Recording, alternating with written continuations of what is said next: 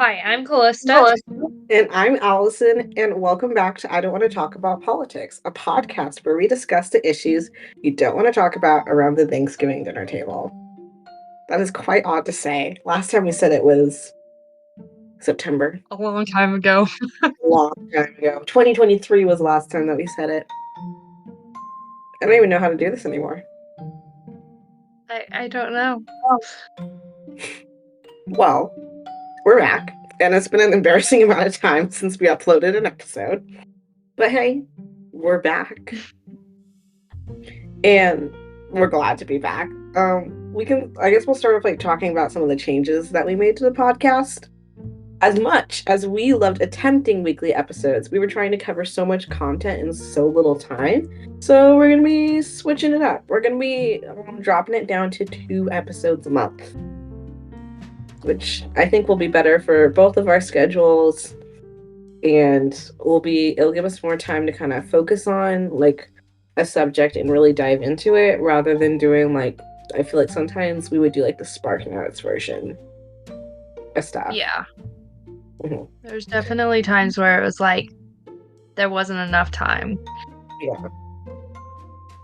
So one episode we will use to solely discuss a political/social political matter, very similar to the main segment of our normal episodes. However, it gives us more time to expand on it.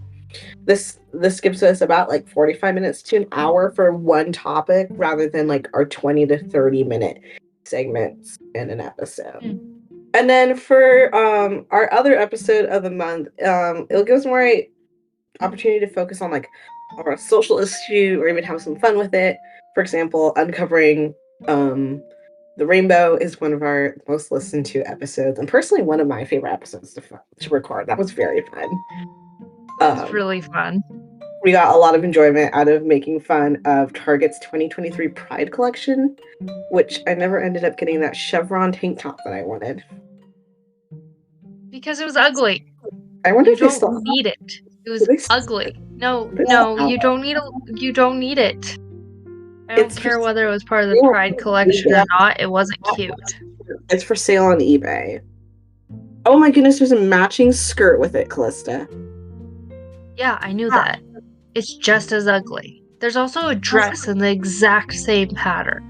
I'm sorry, I am not a small woman, but I am not 4X. There's also a sweater I can get with it as well. Yeah. All of them are just as ugly as the last. Anyhow, I'm gonna do some digging later.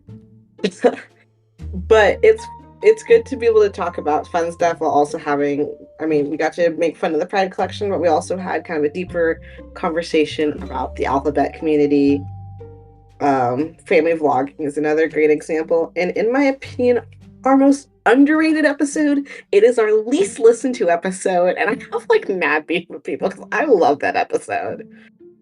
So good. It's one of the first episodes where we actually made it through without making a ton of mistakes or getting way off track.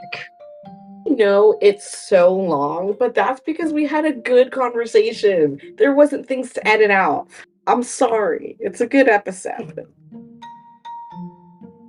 We didn't get off track. We stayed on topic. We had great discussion. We still text each other about everything that goes on in LeBrand's lives now. That and the 8 passengers. Speaking of, we never got to talk about it on the podcast, but whoever has been following the case, I believe she pleaded guilty. I'm pretty sure, yes. I think she pleaded guilty, and now the kids are back in the dad's possession, I believe. Yeah, she does not deserve her kids. No. Anyways, we just wanted to give a little disclaimer on what to be expecting, at least for the time being, and also we appreciate your feedback on whether or not you like this new format. If you're we love the weekly, in quotations, episodes that you guys were doing, I guess we could go back to those maybe. But if you're I like this new format, or if you're I hate both formats, the both of you stop talking. You should never exist on the internet ever. I guess that's fair. I guess you can have your own opinions. Yeah. For now, let's play some catch up. Last time us chatted, you, me, Craig, the listeners, we were moving into college and Yeah. sharing. We were moving back in together. I'd like to say that we've ended. Well, actually, we weren't moving back in together. We never lived together in the first place. We're moving in together. I would like to say that we ended our we're still friends, so that's Are we something. though? That's true. Calista never talks to me anymore. She's too busy. We're still friends. We still chat. I still send her TikToks. She never responds to my TikToks. Because half the time I don't look at them. I'm And busy when you send them, and then I just forget to look at them later. we started off the school year good. We had like 10 fire alarms the entire first semester. And let's go with like 15. I got stuck in an elevator for an hour with 15 other Didn't that people. happen? We camped out in front of the arena for a basketball game and we froze to death and broke a tent. It was great. Other than being freezing, but like hanging out with everyone was fun. And it was the best of times. It was the worst of times. I would never do it again.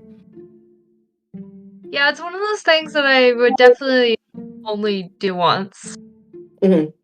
It's one of the things I would recommend like everybody do, but only do it once. Yeah, no, I'm not saying like no one should do it. I think everyone should do it at least once. It's a fun experience.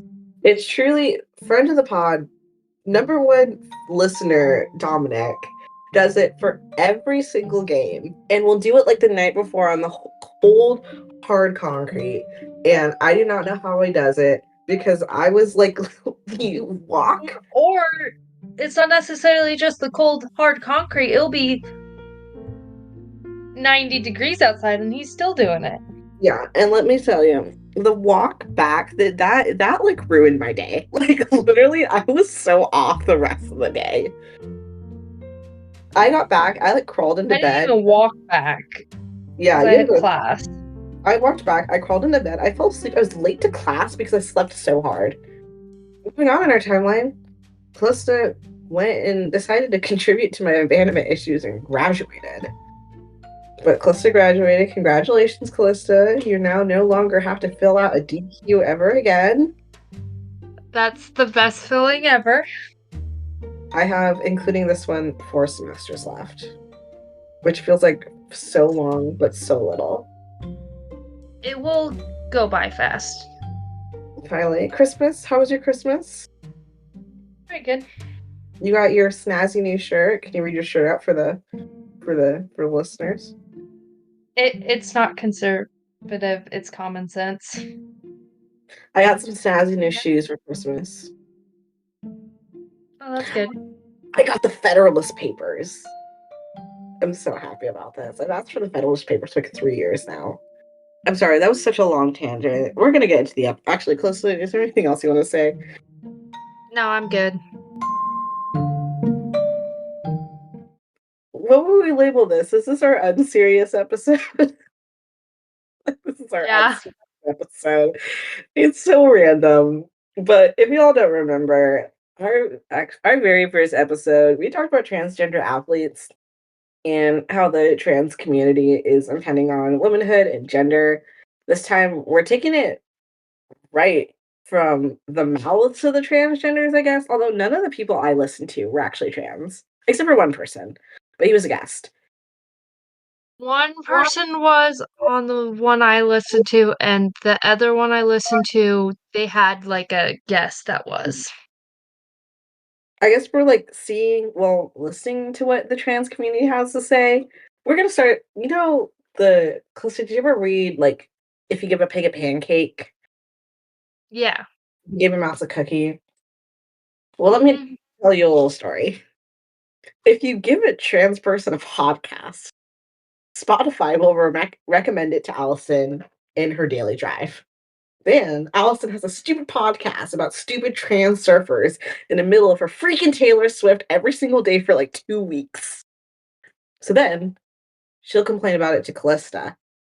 So then they have to do an Mhm. episode talking about trans podcasters.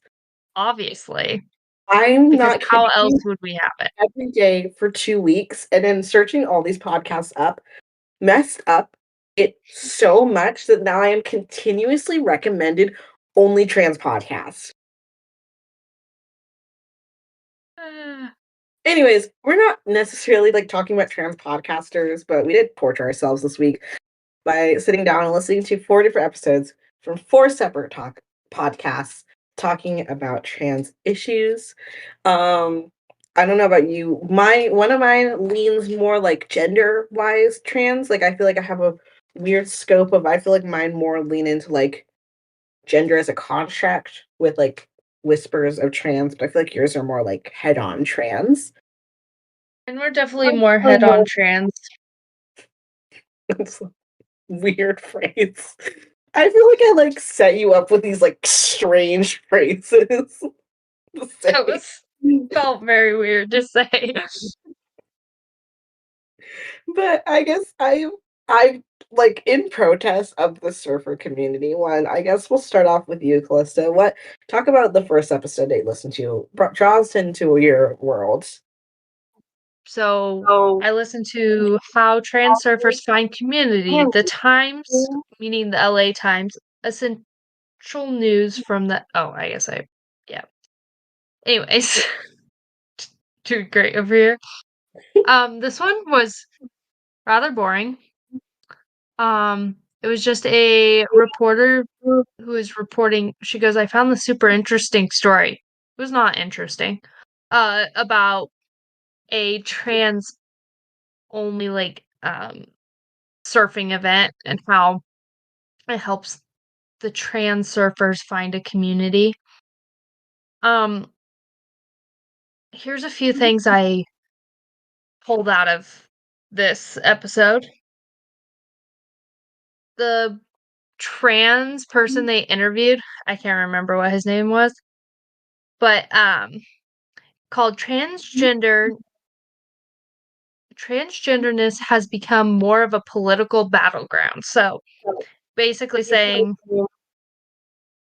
everyone fights over the right or being trans, as like whether right it's be trans?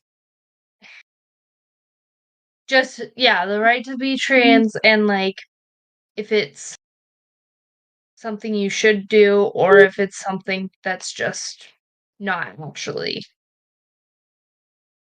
I don't know. Do you feel like that's the argument now? Maybe? Because like I I don't know. remember in like American government we talked about how like in like the newer generations the argument isn't whether or not um like our generation agreed with like I guess like the existence of like gay people or non-binary people or stuff and or what it's like the enforcement our generation like cared about more like the like how like the changes that they make to stuff. So like specifically trans people competing in sports, like stuff like that. Yeah, I don't know. I definitely I feel like the left doesn't see it as this, but the right really focuses on whether transing the kids, like is that okay? Mhm. And should trans men compete or transgender people compete in women's sports? Mhm. Which all of these come down to safety and well-being of the people, the person themselves and the people around them. But Uh-huh. the left sees it as the right attacking trans people. Mhm. Were you aware surfing is gender affirming? I don't know what that means. I don't know, but I was told by this person that surfing is gender affirming. Do does the water not tell gender? Like, what is this? They're like, "Mm, yeah, actually." Seahorse like pops up like a little doll. It's like female. Don't know. A It's whale like, like "What?" reaches and be like, it's a boy. How is the gender? I'm so confused. Does the can can the sea creatures tell gender? Like, I'm so what confused on what can that can the means. waves tell gender?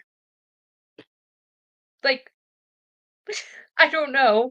I think there is a post, like a little like Instagram thing we do our favorite quotes from memes because I have some good ones. I have some good ones too. Mm. And then finally, the final point that they made was transgenderism is only unfair when we win, referring to because they were talking about how this trans surfer ended up on the top, and when they were competing against their own gender, no one like saw it as an issue when they won, but then when they went competed against the other gender, they won, and everyone started freaking out. Like maybe because you're competing against it was Another gender. yeah, yeah, a different Mm. gender. But yeah.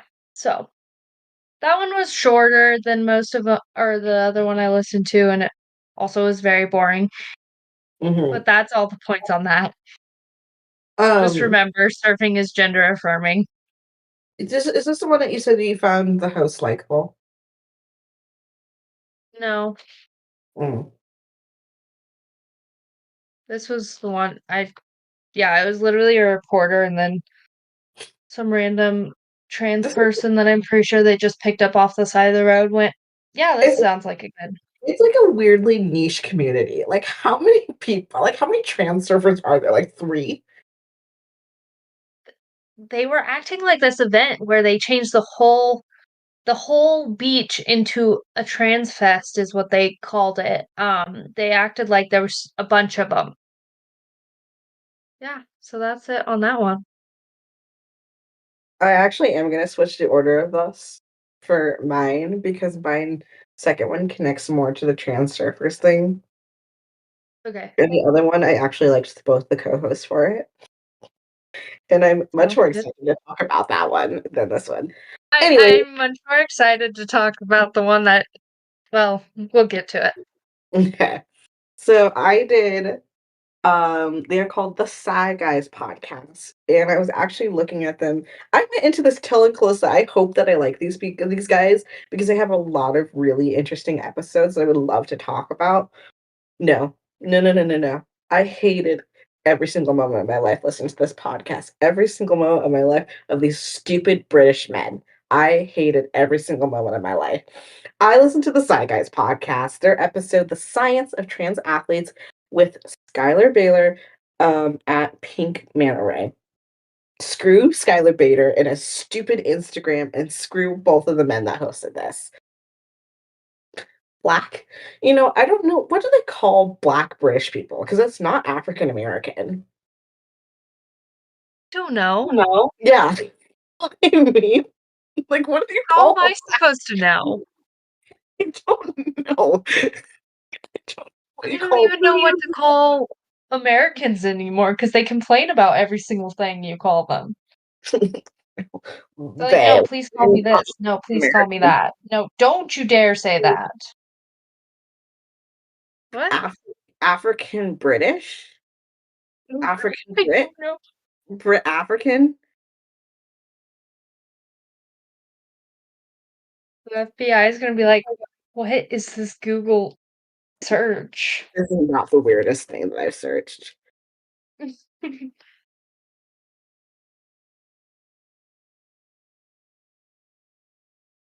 Okay, so it says they call themselves African British. That that that just doesn't sound right. People are stupid. I'm sorry, getting back to this. Anyways, their guest was female to male trans. And they talked about like the science of it barely. Mostly they talked about like actually competing in sports. So they talked about how like some they stated some facts. So I'll throw some of this information out here. Feel free to stop me as I go along. And so they talked about like the different level of bans and how there's categorical bans, hormone-based bans, and no bans. So like categorical bans would be like no trans people can compete in a sport of a gender they're not biologically. And then hormone bans, like you have to have like a certain hormone level to compete, and then just no bans at all. Anyway, they said the hypersexuality is they said that we are requiring us like requiring trans people women to be like all this like focus on trans women like invading women's sports is a hypersexuality of trans women um and like the disappearance of them is rooted in misogyny. And he says that a lot of times we are overlooking trans men and don't believe that they're a threat, claiming, and then they talk about like claiming unfair doping hormone tested. And so here's the thing I actually enjoyed for a little bit is they talked about trans men who are viewed as like lost girls, and like it's like the infantilization of trans men versus the predatory nature of trans women. Using so they talked about like using the guise of feminism to project transphobia. And then they said that trans men are women who were coerced into transitioning, and it places an unfair hysterical mindset on women. And he gives examples of trans men beating cis women, and why are we not outraged? Trans men beating, as in like beating in a competition, not like beating up cis men. Why are we not as outraged? So I like wanted to stop there, and I actually do think it's like not something that gets talked about enough, is that like the invasion of trans um men into men's sports. Because like where do they talk about this? They talk about a transgender wrestler named Mac Bags, who we talked about in our first episode, and he was she transitioned female to male, attempted to fight in the boys with the boys, and like by as a bio attempted to wrestle as a biological male, but was required to wrestle with the girls. And then I feel like they definitely like made the co-host actually like really made light of the girls who were like injured by him. And that's what I didn't like about them, is like a lot of the people that they were talking about that like are affected by these bans, like the ones affected by like the intrusion of trans people into sports. I feel like they really like made light of their concerns, especially like safety wise. But yeah, I say this multiple times, but they have a very flippant attitude of the women who are competing, and they claim that the issue isn't about biological advantage, but about transphobia. They go back to that in their like science section, but I just wanted to touch on that right now. They also said my favorite quote: "White feminism isn't feminism." You can't disregard that. Like if you're saying like as a man, I feel like I can't speak on these things, but then be like white feminism isn't feminism. Like who are you to declare what feminism is? They also insulted like the Williams sisters and Simone Biles. I don't know what they said about it, but I apparently was very offended by it. Another quote: um, "The policing of trans women is the policing of all women. It's about trying to erase trans people rather than about fairness."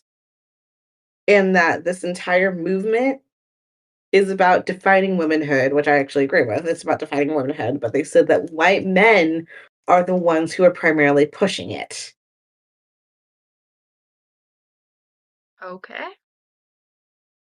Aren't they white? Well, I guess the one guy isn't white. There's I was like, actually one aren't they white men themselves? no, it was one white, one ginger. Mhm.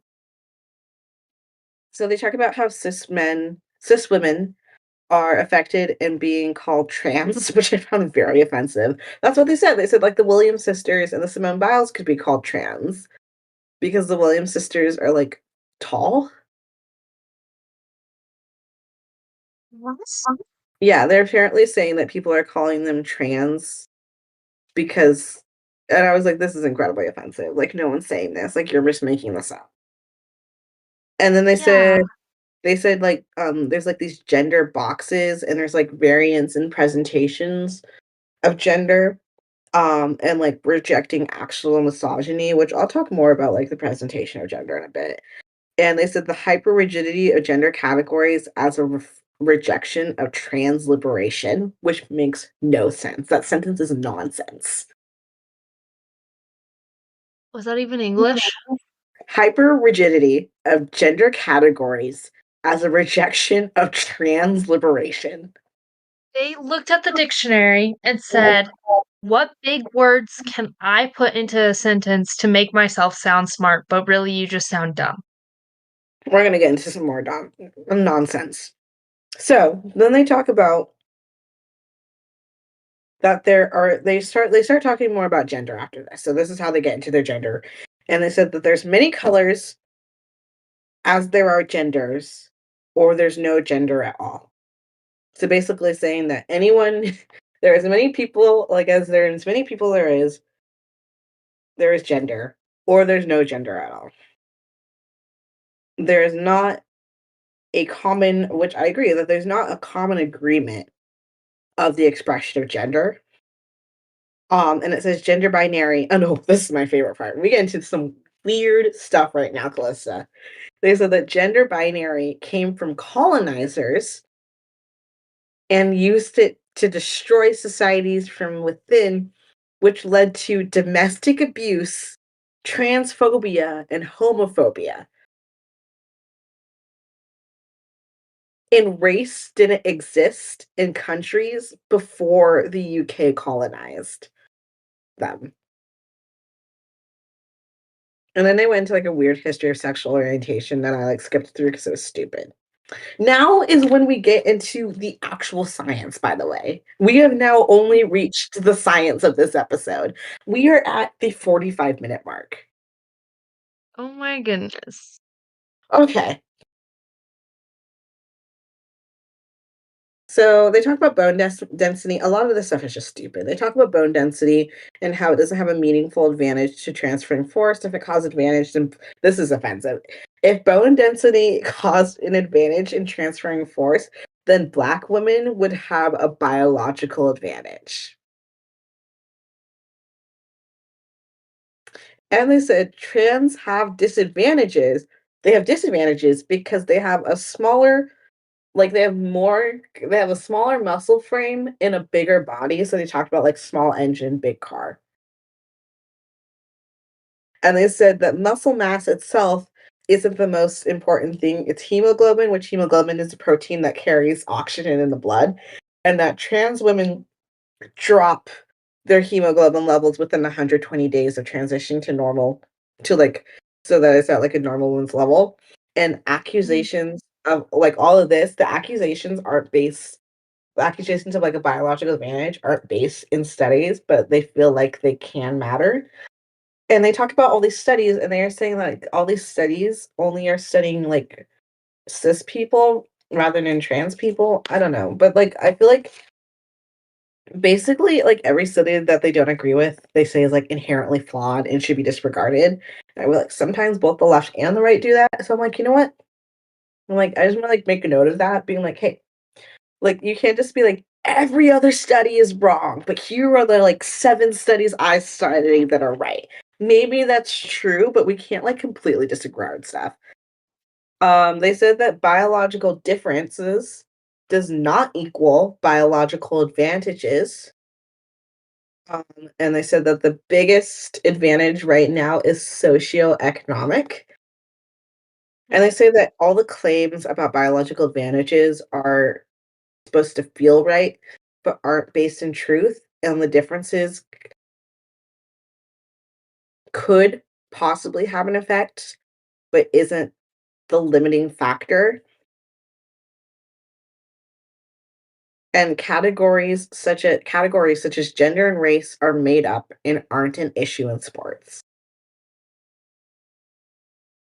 Um, they also were acknowledging Title IX, but if gender doesn't exist, so like you can't acknowledge that Title IX should be a thing that's enforced stronger, but also say that gender doesn't exist. Yeah, that doesn't. Just saying. Then they talk about testosterone levels, and they say that testosterone is like a difference in the spectrum, and people's reactions to it is different, which is true. And then they basically are like saying that trans people should be in sports because biological women, have testosterone levels, and they essentially like weaponize all the women who like suffer from PCOS. Hmm. And I was like, as someone who suffers from PCOS, I was like offended by this because they're like, how dare they say this is a natural and women have PCOS? They're like, women say, like, they're like, PCOS is like labeled as a disorder or disease when it shouldn't be. Like, it's completely natural. And this is why trans people should compete in sports. And I was like, what? I was like, be in your own lane. Like, and so then they ended it by talking about well, they didn't end it by talking about Leah Thomas, but I was just like, this is where I ended it. I had like 10 minutes left and I couldn't deal with it anymore. But they said that Leah Thomas breaking a record isn't that big of a deal. Um, so at the NCAA like championships, she won first place, a fifth place, and an eighth place. And didn't break any records, but she did break, so like the record she did break was at a local competition, like a local invitational, and broke a local record. But because and then they won first, fifth, and eighth at the NCAA. And they said like it's not that big of a deal because like those aren't that great of placings. And I was like, well, how many other people were they beating? Like, how many other people were they beating just to get to the NCAA championships? Yeah. And they talked about like they're like and so there was so that year that they competed, there was 27 records that were broken, and 18 of the 27 records were broke by Kate Douglas. Kate Douglas is a biological woman. Kate Douglas has put in a lot of effort to do this. Mhm. And so Kate Douglas and they're like, why is no one upset about that? Why is no one upset about one biological, like not saying that's a biological advantage? And so that's basically Yeah. what they were trying to and I said I feel like they were completely disregarded the voices of the women who are speaking out, and they like never even talked about the point of like how uncomfortable it is for them to be in a locker room with them. Mm. Which like I understand they're talking about the science of it, but yeah. Anyways, that was that. As you can tell, I just didn't like Uh, I'll talk more about like the other podcasts I listened to, but I didn't even find them likable. Like I felt they were very flippant and they were like weaponizing.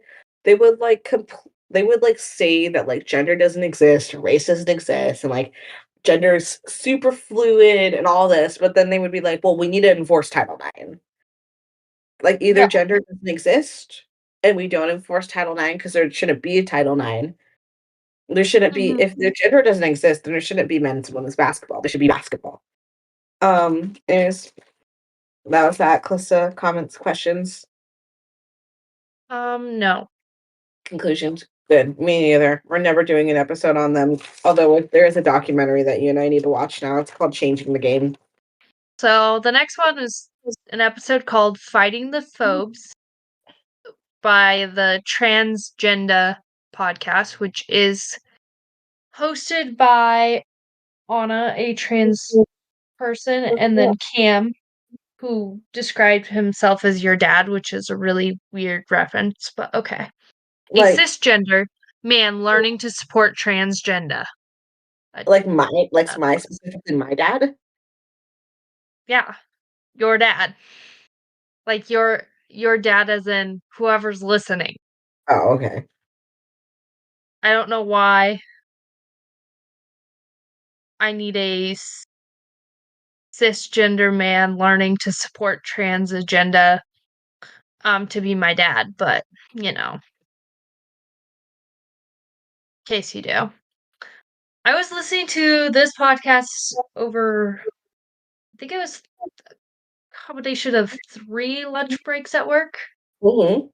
and Allison got some great texts from me Yeah. because this podcast made me spiral. So first they start by talking about bathrooms because that's where all of the phobias begin, Yeah, are the obviously. bathrooms. They said toilets are just toilets. No one's questioning whether the toilet's a toilet. We're just questioning whether you belong in the bathroom that you're going to the bathroom in. The toilet's always gonna be a toilet. Hmm. They said, "Make them neutral." I did laugh at this part. They go, "Non-binary people are just screwed because of bathrooms. Bathrooms make them choose their gender." I You know, mean, that's fair. That is a fair statement. That literally, I they have could to choose. I can't argue that one. No, they only have 2 options. It's a You binary. got me there. They win. Co-host who's trans, he said it took a year for them to feel comfortable in going to the correct bathroom. And all I could think about to myself was like, maybe that's your subconscious saying, "Yo, this is wrong. I'm a man." Hmm. Like if you have to really think about and contemplate what bathroom you should be using, maybe you should take that as a sign that maybe what I'm doing is not right. But, that's Hmm. just me being transphobic over here Yeah. Well, white because I was feminism is called transphobic several times. feminism. You're also not a feminist. I nope. So then after they were done with their whole bathroom talk and how toilets are just toilets, they moved on to the trans flag and had a very long conversation about all the flags that have to do with the rainbow of genders. Did they explain what the brown flag's about? Like, what's up with that? Like the The brown brown line? flag? Yeah, like the brown and black line. What's that about? Is that actually black? Yes, they said it was to include the African American queers. What about the African British? No, What about the no one African? talks about the African British. I'm a new ally for these dudes. Um, Apparently they say the trans flag's bashed by trans people because like the baby pink, the white, and the baby blue, is Oh, supposed to mimic the three genders. represent like your journey Mhm. from like female to male or male to female, and like people say that it doesn't include the people in the middle who don't know what they are yet, even I though the never white is like the thought of it like neutral. that. What? I never thought about it like that. Co-host continued saying, trans women who also as a trans woman who is also a very queer, I am wanted a trans woman as a trans woman who is also very queer, I am wanted in 73 countries. What countries are you wanted in as a straight cis person? About 15 of the ones that do not like Christians. Exactly. Or look Which at South Africa and what they're doing to white farmers currently. After the whole thing on not being wanted in countries, they continue to talk about dating. They go, people don't want to date trans people because they are not in the purest form. I don't want to date a trans person because I want to be able to have kids. I want to be able to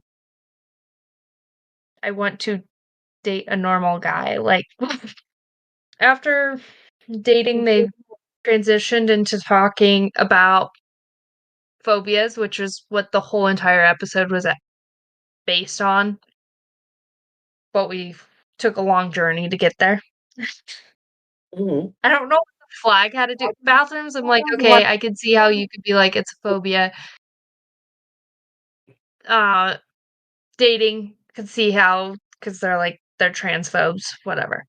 But not sure how the flag had to do with that, but Close whatever. to we don't have the monopoly on getting sidetracked. Yeah? We don't have I'm assuming the flag thing is a sidetracked thing, Oh, yeah. or was it planned? I don't know. Mm. So they start talking about transphobes, and they go the trans person goes, "Only transphobes' only goal is to get to you. They will piss you off. That's their only goal. Apparently, our only goal is to get to them and make them mad. We're just after them. Don't you know this? We're out to get them. I We're guess here I to attack them." Um, this one. You might wanna sit down for this one. I mean, you're already sitting down, but do you want me to stand up so I can sit down? yeah, actually, can you stand? I'm just kidding, you don't have. Okay. Oh, my knees just cracked. So this was Anna, the trans person, talking to the co-host and goes, or to the people listening, and goes, "Transphobes are so much less than you, Queen King royalty," referring to the trans people. Okay. Slay. Slay. So you're so much less. Then they continued to say, transphobes are weak. They didn't come out. I hate that argument. Yeah, we stayed strong in our gender that God gave us Mhm. Like, I because think that's there's how He created us. mhm. I think there's something to be talked about when it comes to, like, internalized misogyny. Like, I think that is truly an existent thing, but the idea that every person who has any legitimate criticism against, like, trans people and, like, Mhm. genderism is simply just homophobic is such a stupid argument. Yeah. Like, you're weakening your argument, guys. Hmm. Then they continued to talk about how people who are transphobic are scared. Yeah, And ready for this one? I'm This ready. is one of transphobes are not confident in themselves. This was where the text I sent Allison saying, "Do you Mm, know you're not confident in yourself?" came from, because that's all I texted her. "Do you know you're not confident in yourself?" And then they started talking about how women attacked the trans agenda because they are worried that trans women are going to take the power from them. I personally don't think that's why we're attacking it, if we are attacking it. We're like, it's definitely not a power thing. It's a safety concern mhm, in many ways, like, especially in sports, or even like not calling, not saying that trans women are pedophiles, but if you're just a man who's deciding to transition just because you want to be around little kids or around women in a bathroom, mhm. That's something more concerning than trans people taking our power. Exactly. And then, obviously, we go into we need to take a little bit of power away from the white cis men because they don't need it. I actually agree with that. As someone who's been around a lot of white cis men recently, yes, I agree with this statement. You know what? I hate the term cis. Can we get rid of the term cis? And then finally they wrap it up with talking about like what you do in a situation where you're you're trans person that they started giving ownership to the trans people, like you own them, which was a very weird way to word it. But like they Mhm. literally emphasized the your. It wasn't even like a mistake because they continued doing it and like they emphasized the fact that you own this trans person, which is odd phrasing, but so if you're supposed to stand up for them when they're being misgendered or whatever, and they said, "Protect the trans people by standing up for them when people dead name them or misgender them or use the wrong pronouns, like, stand up and correct them." And Mhm. then they said, "Trans people have the ultimate say over the situation." So, anyone who is a biological female or male or cis person not allowed to take control of a situation. The trans Obviously. person's supposed to. Obviously, like, makes sense. And I said, respect your trans person always. But I feel like maybe we should respect all people. Maybe. Like, I feel like that's just a given. We should have respect for each other. Yeah, But I think only apparently, only trans people. only trans people get respect. And then finally, they wrapped it up with saying, trans people have a harder life than transphobes. Followed by, I don't actually know what a transphobe's life's like, but I imagine it's harder than a trans person's life. Mhm. Easier than a trans person's life. You said that you liked the guy in this episode, right? Yeah, I mean, he was just a guy. Mhm. The trans person drove me crazy because gotta have that everybody's terrible except for me mentality when you're trans, apparently. Okay, so there's a bit of an abrupt transition here because we move on from Clissa's podcast to mine. So I just want to drop in saying, like, that's what our complete thoughts were on. And then we went off on like a weird tangent that I cut. But here's like the official transition into the next podcast episode. So I listened to an episode from a podcast called Gender, a Wider Lens. And the episode was called Myths, Misconceptions, and Exaggerations about Gender.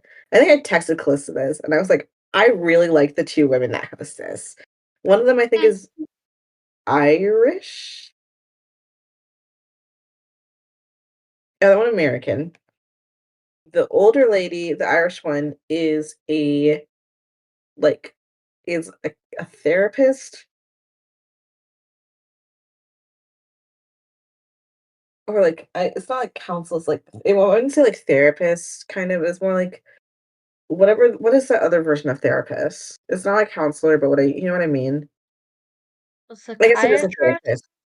Like an adult therapist. Like one of them is an adult therapist and the other one is a child therapist.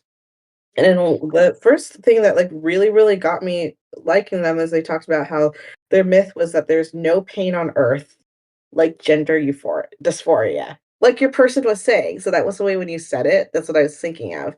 And they said that pain is subjective and gender dysphoria is subjective. And we can understand people's experiences even if we don't understand them.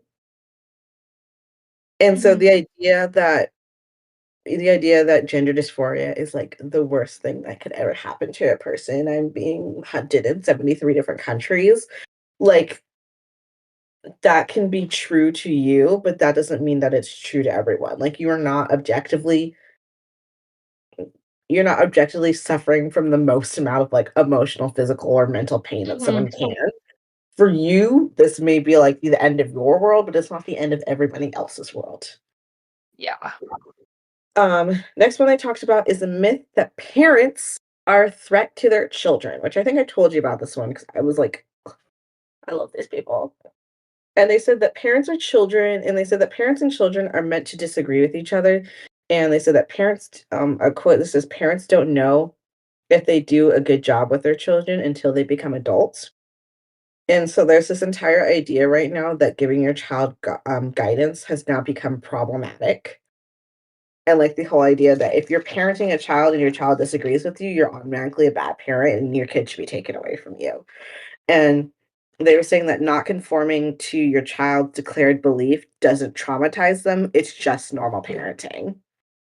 They talked about another myth is that all concern for all concern surrounding like transitioning is a far right extremist trans hate. And they said like that's not true. Like not wanting to medicalize a minor isn't coming from a place of hate, it's coming from a place of medical ethics.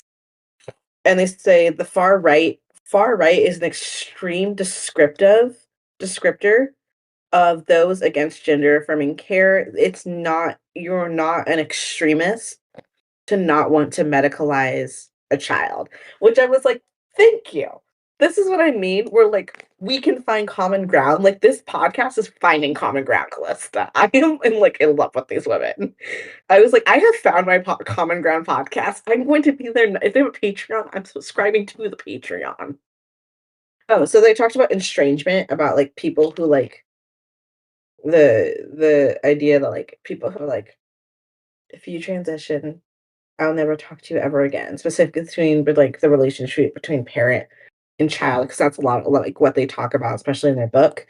And they said that there's a myth that estrangement is one-sided, and it compares parents to always being a danger to their child and how parents abandon their children. And so there's a difference between parents abandoning their children and children who abandon their parents. And they say that basically like this there's like two different kinds of cultures, especially compared like the West and I guess like other countries.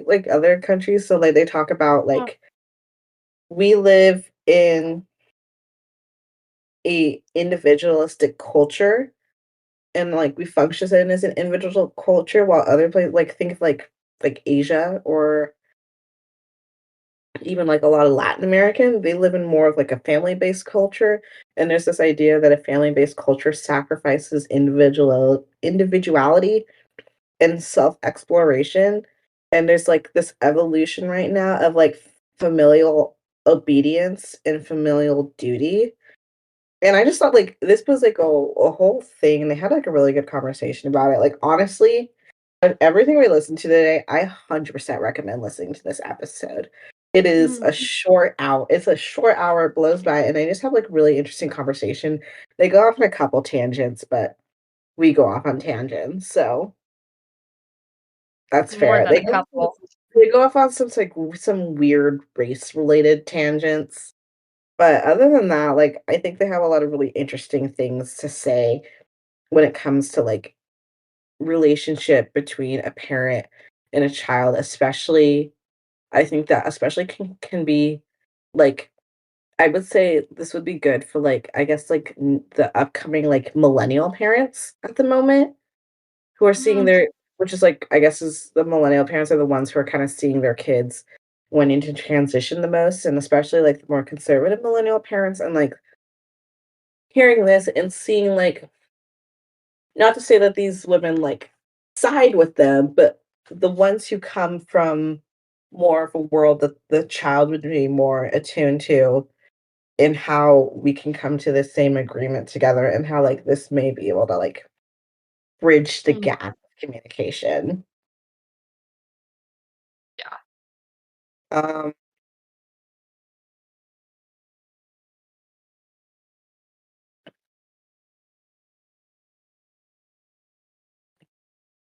Yeah. And then there's a word that I can't even pronounce anymore, but I don't have a lot to say about it because I just recommend listening to the podcast. I really enjoyed it. I want to read their book, and just kind of see what they have to say. Um, and I would love to listen to another episode of theirs. Anyways, Calista, what do you feel like you learned anything valuable from this experience? No. No? You didn't learn a single. Do you think you learned anything from this experience? No. I feel like I just got to spend my time getting educated, and you were essentially hate crimes. I was told, yeah, I was told I was not wanted, or I was not discriminated against. Mhm. Even though there are, in ways, reverse racism going on. Reverse racism isn't a thing, Callista. There is racism. Racism. I hate this term. I hate. I hate this term. There's no such thing as reverse racism. Anyone can be racist. It's not reverse racism, Callista. I know. I know you hate the term, that's why I said it. I felt like I learned new things. I also found a new podcast to listen to. They're quite soothing. Maybe I'll listen to them at work while I'm cutting veggies. Well, thank you so much for listening to this episode of I Don't Want to Talk About Politics. Please check us out on Instagram at IDWTAP _podcast. _podcast. Check out, I didn't write it down this time. I'm sorry, guys. Check out our personal Instagrams at Ali.joy173 and Calista J1776. also make sure to check out our website, which is www.idwtappodcast.com. This month, our bringing awareness to and kind of I guess social justice, I guess, mission is regarding human trafficking. Costa, did you want to chat a little bit about the organizations that we're supporting? So I chose 3 local ones, meaning Arizona, Oregon, and Washington, because those are the states we're associated with. Mm-hmm. So in Arizona, there's Where Hope Lives, which is one that's supports a girl, so you can sponsor a girl and then help them through their recovery. And then the Center for Hope and Safety in Oregon. They're currently building a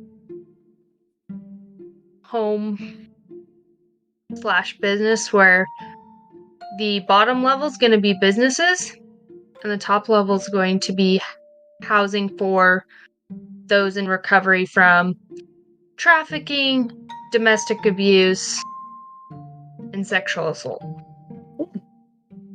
And then for Washington, I did Helping Captives, which is a organization that it's a ministry that has a goal of preventing trafficking before it starts, as well as helping those afterwards and intervening in getting people out. And they have a few different things. They have a thrift store. They also have a coffee brand, I guess. What's your coffee brand called? And it's Helping Captives, which is also their name, but they partner with LaShaw Ranch Roasters. And then I did a national one, which is the National Human Trafficking Hotline, where you can call if you're in need of help. or if you know someone who's in need of help, you can leave a tip. That's the one And then- that's airport bathrooms, too. Yes, it is. And then finally, globally, I did Operation Underground Railroad, which is the organization started by Tim Ballard, who the movie Sound of Freedom is based on. So they help more globally, going into the countries and rescuing people from other countries as well. So it's not just a local thing. So At minimum, just check out these organizations. If you want to, donate $1, buy some ranch. they all have opportunities to volunteer or donate. Krista, are you glad to be back? Yes. I'm also glad to be back. What are we talking about this next episode? We don't know. So I guess there's no I don't know. You will find out. Thank you so much for listening. We'll see you next episode.